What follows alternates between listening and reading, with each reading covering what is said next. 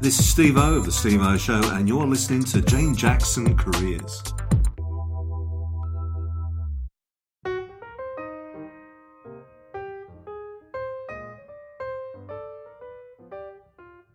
Well, hello and welcome back to my Careers podcast, where I interview fascinating professionals who've made amazing career changes. Now, I've had about 2 weeks break from podcasting, mainly because I've just been really busy with career development workshops and LinkedIn workshops, so I got a bit behind.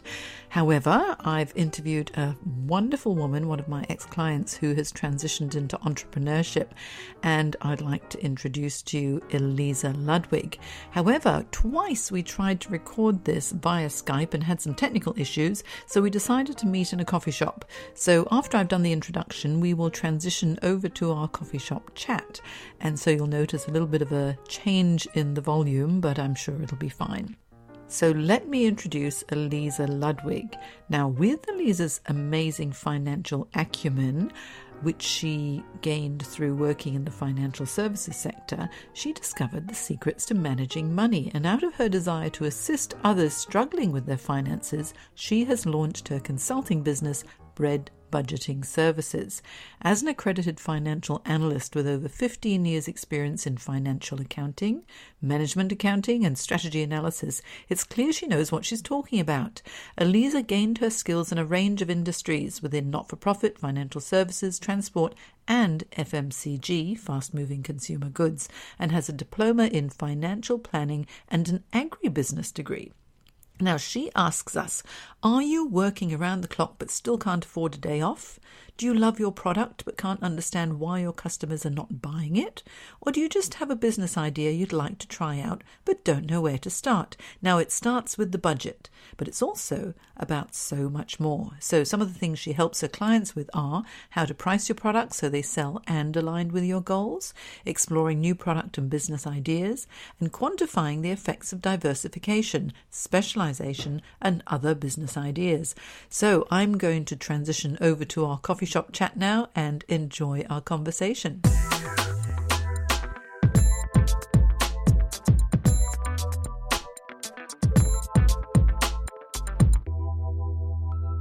So I'm sitting here in the Peppercorn Coffee Shop in Cremorne with the lovely Eliza Ludwig, who runs Bread Budgeting Services.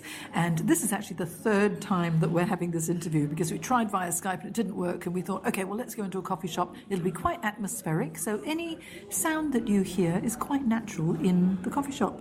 So welcome, Eliza. Hi, thanks. Yeah. It's lovely to have you here. And so now, I coached you a while back, and you were coming out of corporate, and you enjoyed your corporate life, and then there was a little bit of a change, there was a redundancy, and so you started to reassess what you really wanted to do in your career. So tell me, what happened as we were reassessing? Well, I suppose I'd always had this ambition of being a consultant. It started when I was at university. I actually did an agribusiness degree. I wasn't sure, I knew I didn't want to necessarily be making hay or training horses, but I knew I wanted to do something in that area. And it wasn't until the final, one of the final units that we did, which was rural consulting, and a lecturer had been a consultant, and he went to Samoa and did various things, and he'd go into a community and he'd ask the farmers what it was that they wanted to learn more about, and he would research it and he would report back to them, and they would come up with ideas and different things to research. And I just thought that was really fascinating, making such a difference at such a grassroots level and really what the people were needing. And being able to action these changes so quickly has always appealed to me. So I suppose being made redundant was just sort of a bit of a kick that I needed to go, right, this is something you've always wanted to do. It's now or never. Let's just give it a go. Okay, so you transitioned into entrepreneurship. Yes. And so how did you come across this idea of this business that you're doing now, Bread Budgeting Services? Well, I suppose it's part of, so I've worked in various financial roles, both financial accounting and management accounting, I suppose, and financial analysis. So it's really bringing all that together together. I've always had a passion for small businesses. I always go into small businesses and my brain is ticking of different things that they could do or things that they do well. So I think it was just sort of almost a natural progression to move into this. It's an area where I feel, because I've worked with supply chain, I've worked with operations, I've worked with engineering, sales and marketing, so I feel I've got quite a holistic view of the different aspects of a business, but from a financial point of view, which a lot of people run away and don't want to know, which is completely fine by me because I'm happy to do it for them. So, yeah. Okay. And so you're leveraging on your existing skills. Did you find it a challenge at all coming from a corporate environment and after many years and then going into your own business? Because that can be quite daunting. Yeah, absolutely. It's been absolutely brilliant, but I just underestimated how much there is I needed to know. Being, very functionally competent in finance, now coming and sort of going, suddenly I need to know intricate details about building a website and intricate details about the legal side of it and contract law and things that I just had no idea of. Even down to the very basic level of my printer keeps breaking down and I'm just sort of like, who do I call to can come fix my printer? I don't know. But it's been really good. I've learned so much from that. I suppose another real thing is really just getting up and getting moving. You're so used to sort of being in the office, and once you're in the office, that's go. And I've had to be really strict on that. But yeah, it's been really, really fun and a really good new challenge. Yeah. Actually, it's so different when you're running your own business, especially when you're starting out and maybe it's a business from home, and then disciplining yourself so that you can really multitask and do everything that's required when you set up a business. Because in the past, where you were, you had support staff, and then now when it's your own business and you're trying to keep the costs low to start off with, then you're doing everything yourself. And as you say, marketing, social media marketing. Well, luckily finance is your strength, so that's not a problem. But right down to how do I fix equipment when it breaks down? There isn't the IT guy that you can say, hey, IT, can you just fix it for me? Yeah. So everything is actually, you're forking it out of your own pocket.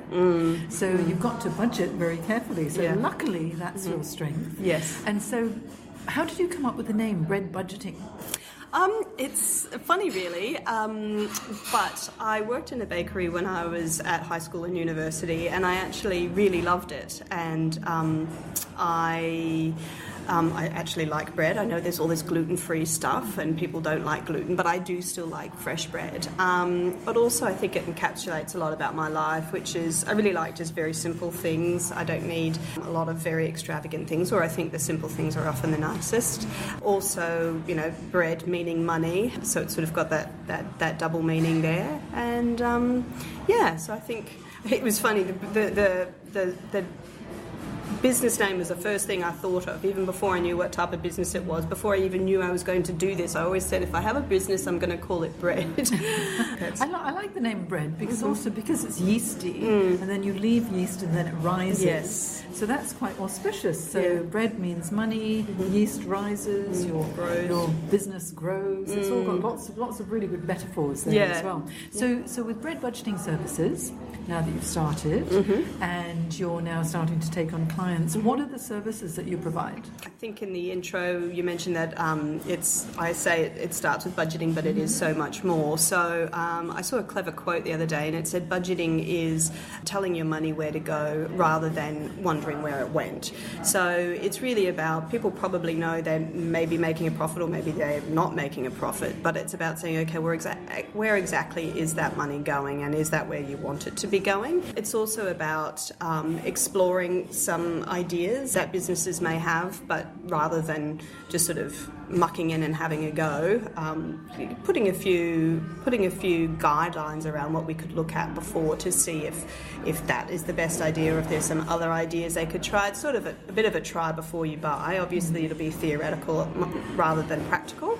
That's something I'd like to help them with, and just general business ideas. Since starting the business, I've gotten to know a lot of local people who are doing marketing, soloists also who are doing marketing for small business and things. So also putting them in contact with the right people and maybe coming up with some a group of people who can help them. Yeah, so really helping businesses grow, get their finances sorted, making sure the cash flow is ticking along very nicely, because isn't that one of the biggest problems with solopreneurs or any small business or any business really is the cash flow? Yeah. So what's the secret to managing cash flow? Well, I mean, cash is king, so it's about trying to make sure that the cash is coming in.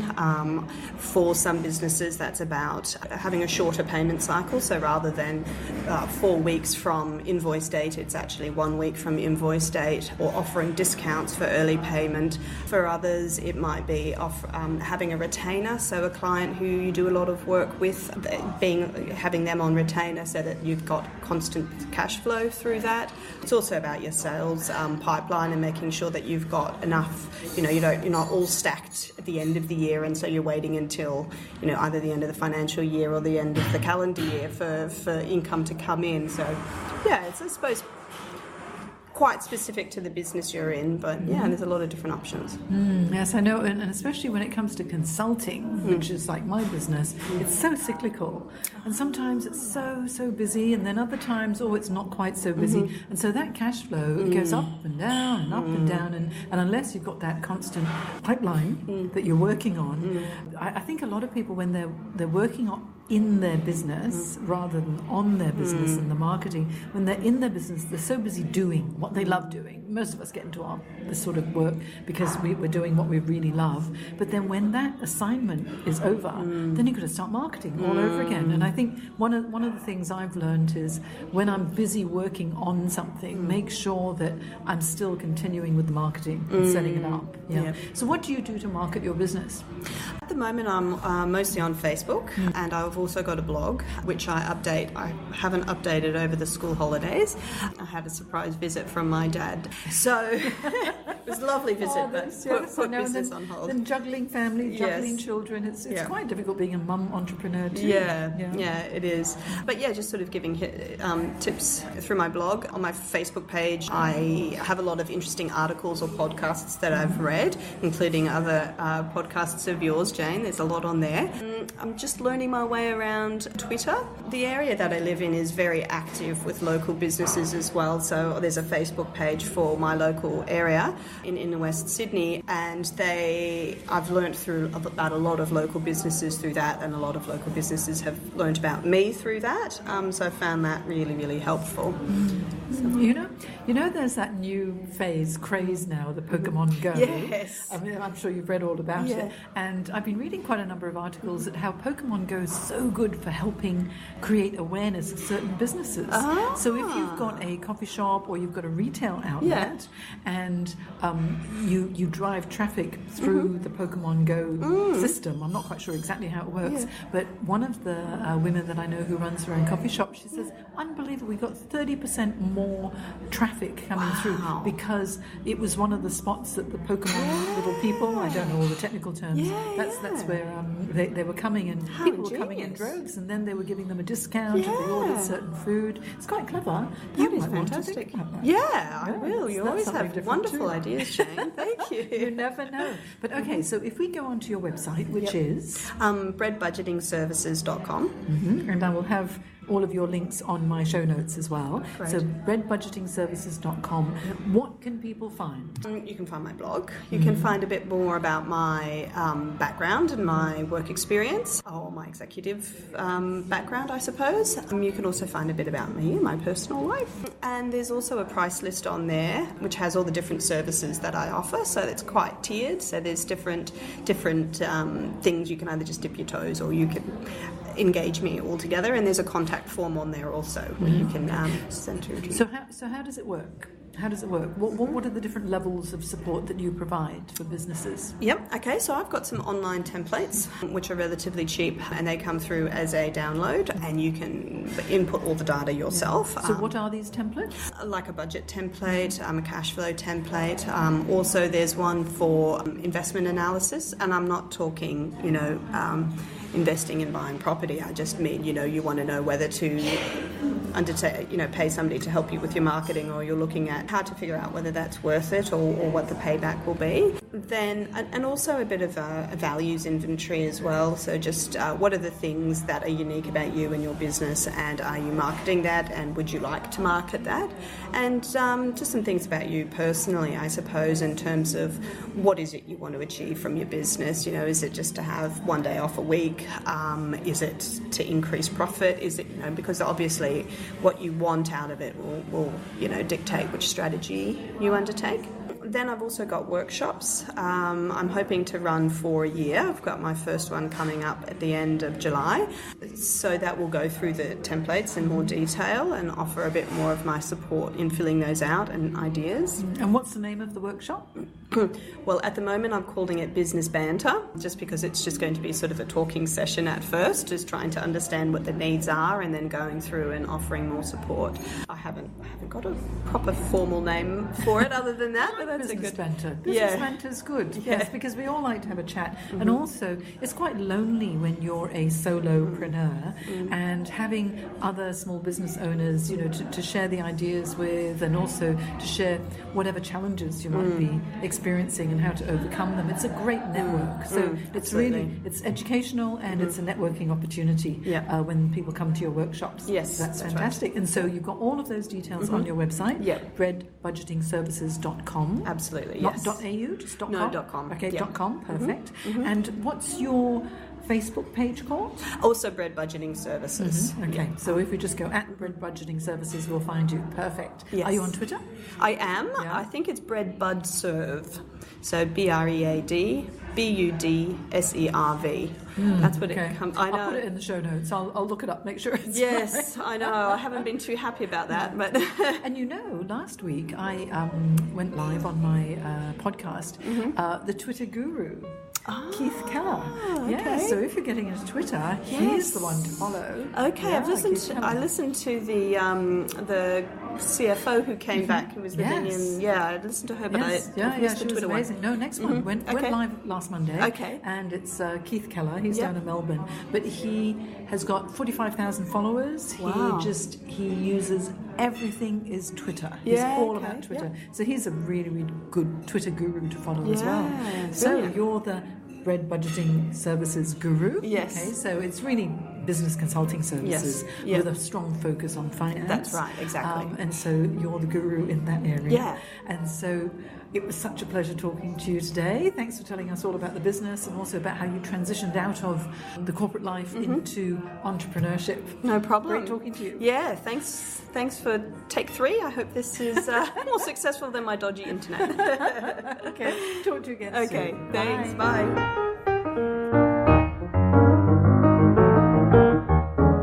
Today's podcast is brought to you by audible.com. You can get a free audiobook download and free 30-day trial at audibletrial.com/Jane Jackson Careers.